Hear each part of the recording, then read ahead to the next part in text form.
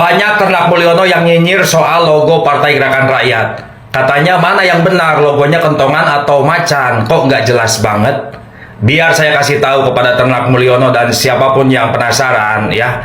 Saya kasih tahu, logo kentongan itu adalah logo Gerakan Rakyat saat statusnya masih sebagai ormas. Kemudian setelah Gerakan Rakyat bertransformasi menjadi partai politik, logonya diganti dengan macan ya. Gambar macan yang mempunyai corak 5 garis putih di tubuhnya.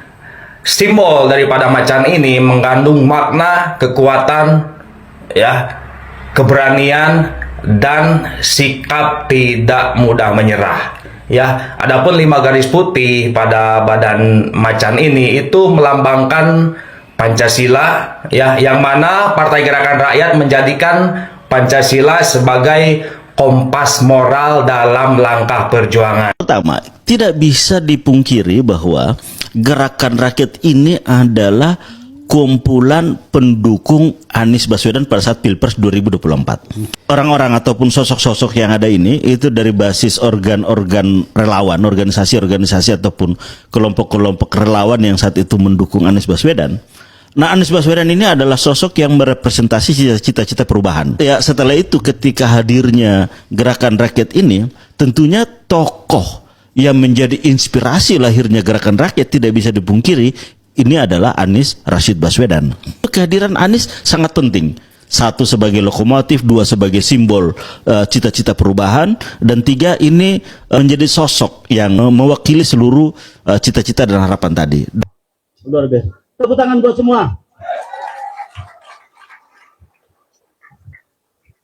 Alhamdulillah di sini juga kita Dewan Pimpinan Pusat hadir secara lengkap. Kalau tadi Dewan Pimpinan Wilayah dan juga semua DPD juga DPC secara lengkap. Nah, DPP ini ada Bung Sekjen, Bung Ridwan. Wah, ini Bung Sekjen. Ada Ibu Bendahara Umum, Bu Prita, ini Jakarta Selatan. Ada Panwil Pulau Jawa, Iwan Roberto, sekaligus tim legalitas. Ada Korwil Jakarta, abang kita, Bang Deden. Luar biasa. Terus para ini Bung Arif juga membantu Jakarta, Arif Pramono. Kita tepuk tangan buat Bung Arif. Sekaligus ada juga para wakil ketua umum. Nah, saya mau absen wakil ketua umum. Yang pertama Bung Winston. Nah, ini wakil ketua umum untuk wilayah Sumatera. Di belakangnya ada Ibu Mutia, wakil ketua umum bidang luar negeri. Jadi Ibu Bapak sekalian perlu tahu bahwa Gerakan Rakyat tidak hanya ada di Kemayoran, ya, ada di Ciracas, tapi sekarang sudah ada di 24 negara di seluruh dunia. Sehingga kemarin Pak Anies berkunjung ke Riyadh di Saudi, bertemu juga dengan Gerakan Rakyat Saudi Arabia. Dan insya Allah besok Pak Anies akan berangkat ke Amerika. Di Amerika juga sudah ditunggu oleh Gerakan Rakyat Amerika Serikat. Jadi kalau ada yang mau titip salam ke Trump, bisa lewat Gerakan Rakyat Amerika. Wakil Ketua Umum, ini bidang pariwisata, ada Ibu Pane, Mira Pane. Ada Wakil Ketua Umum bidang Bali Nusra, Bu Yesi. Ini Yesi. Ada Wakil Ketua Umum bidang perempuan, Dr. Yufi. Jadi kita sekarang punya sayap. Nah, ini nih sayapnya Gerakan Rakyat ini. Gerakan Rakyat yang sudah dilahirkan. Yang pertama ada Muda Bergerak. Mana sini Ketua Umum Muda Bergerak? Ada? Oh, ada sekjennya. Coba sekjennya. Ini sekjen Muda Bergerak. Ada Bagana, Badan Penanggulangan Bencana. Ada Bakawal. Mana Bakawal? Coba. Itu yang baret-baret Bakawal. Ada Perempuan Bergerak. Coba mana Perempuan Bergerak? Wah, ada beberapa orang. Ada Serikat Nelayan, banyak kita. Dan Gerakan Rakyat juga akhirnya pada tanggal 18 Januari 2026 di Jakarta, di Hotel Arya Duta, melalui rapat kerja nasional telah melahirkan Partai Gerakan Rakyat. Hurra! Ibu Bapak sekalian, alhamdulillah Tunggu, masih ada lagi wakil ketua umum belum. Yang tadi malam tampil di Kompas memukau sekali, Bung Yusuf Lakaseng. Beri tepuk tangan. Tadi malam di Kompas TV yang diundang hanya 3 partai. Yang pertama PDI Perjuangan, yang kedua Partai Gerindra, dan yang tamu yang dari jauh, pimpinan Riyadul Jannah Habib Abdurrahman Barakbah, sebintaro, setangsel, mudah-mudahan nanti sebanten gitu. Tadi ketika alhamdulillah saya bersyukur bisa hadir bersama di sini. Cuman tadi ketika datang masuk agak kaget gitu. Karena salaman paling depan semuanya, saya dari Malang Pak, gitu. Apa saya tidur tadi di jalan ya gitu. Salah tempat gitu. Ternyata ada rombongan 8 bis dari Malang. Insya Allah ini memperkuat silaturahmi kita semua. Jadi para jamaah semua, saya singkat saja. Beberapa waktu ini terima undangan dan kemarin saya khusus datang ke rumah ini. Pak Boy Hendra, mana Pak Boy Hendra ini? Ini yang tanggung jawab ini nanti Pak Boy. Pak Boy Hendra, Pak Sumardi dan Pak Piko. Pagi. Jadi kalau hari Jumat itu di tempat kami setiap Jumat pertama ada kegiatan subuhan bersama-sama para kiai, para ulama, habaib di Jakarta tanpa undangan lagi Pak. Pokoknya kalau hari Jumat pertama tiap bulan sudah langsung kita subuhan sama-sama, sesudah itu ngaji bareng sampai sekitar pukul 7 pagi. Nah kemarin itu halal bihalalnya. Nah rombongan dari Masjid Raya Kebayoran Residen itu datang di situ dan menagih. Ditagih ini repot Pak kita itu. Ditagih kapan datang ke masjid dan besok ini hari ini ada kegiatan, jadi saya ikhtiarkan untuk datang. Tapi tidak bisa lama. Kenapa? Karena terlanjur tugas saksi nikah Bapak Ibu. Pernah menikahkan kan? Kalau saksinya datang telat deg-degan nggak Pak itu Pak? Nah kebetulan acaranya itu setengah 8 pagi. Jadi memang tidak lama saya harus kembali lagi ke Jakarta. Saya ingin menyapa, walaupun hari ini sebentar, insya Allah ini kalau makanan itu makanan pembuka dulu Pak ini. Ini appetizer ini. Insya Allah makanan utamanya berikutnya nanti.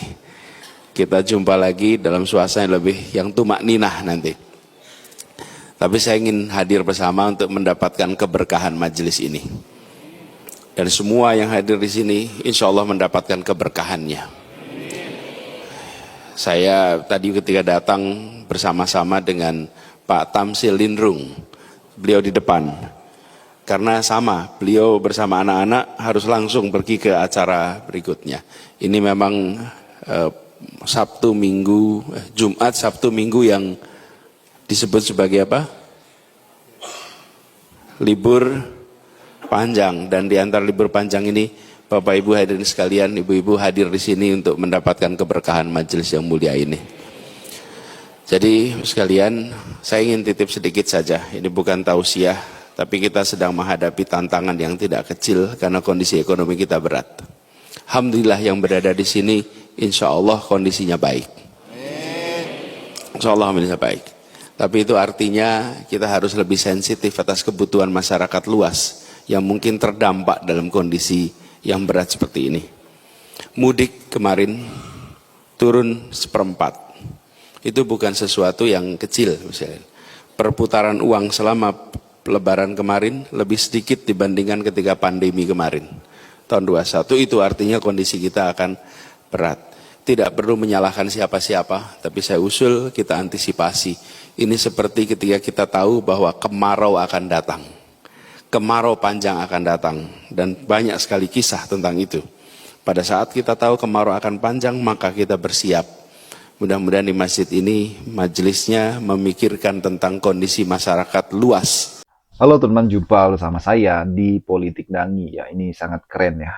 Bagaimana gebrakan Anies membangun jembatan untuk masyarakat, teman-teman, ini nggak kaleng-kaleng. Ini adalah bentuk nyata ya, bagaimana Anies Baswedan meletakkan pondasi-pondasi politik yang sangat kuat ya. Dan ini adalah mungkin adalah sebuah langkah-langkah positif yang dilakukan oleh Anies menjelang 2029. Banyak sekali yang dilakukan oleh Anies, teman-teman ya. Bagaimana organisasi-organisasi sosialnya terus bergerak, bagaimana ia membangun partai politik ya kan. Dan ini menurut saya ini sangat luar biasa ya. Anies Baswedan nggak kaleng-kaleng teman-teman. Beliau sangat berkomitmen sekali ya untuk terus bergerak dalam perpolitikan. Walaupun 2024 kalah, tentu itu tidak membuatnya berhenti, tidak membuatnya lemah, tidak membuatnya kalah ya. Melainkan itu adalah tolak ukur bagi Anies untuk memulai perjalanan karirnya yang sangat hebat. Ya. Dan mungkin di luar sana teman-teman sampai detik ini pun masih banyak yang mungkin tidak suka dengan Anies Baswedan ya. Tapi kalau kita melihat bagaimana tingkat kepercayaan kepada penguasa pun malah turun, dan ini adalah bentuk kekecewaan teman-teman. Ya, karena ya kita tahu sendiri bagaimana program-program yang mungkin ya masih pro dan kontra, sehingga sebagian masyarakat kemudian enggan memberikan atau menikmati daripada program tersebut. Sehingga 2029 ini adalah ajang. 2029 adalah ajang pesta demokrasi untuk memilih pemimpin yang betul-betul membela rakyat, betul-betul program yang baik untuk rakyat ya kan. Dan kita yakin bahwa akan ada juga calon-calon yang akan bertarung 2029 teman-teman, dan apa yang akan rakyat lakukan ya, apakah memilih pemimpin yang hanya populer, bisa joget, bisa bertutur kata ya, atau melihat dari rekam jejak, melihat dari kemampuan ya, itu tergantung masyarakat ya kan. Saya yakin rakyat juga sudah pintar dan tahu ya apa yang mereka inginkan ya untuk kesejahteraan rakyat. Dan saya yakin 2029 juga adalah momen ya bagi para partai-partai politik untuk bertarung teman-teman. Bagaimana menurut kalian? Kita diskusi di kolom komentar ya.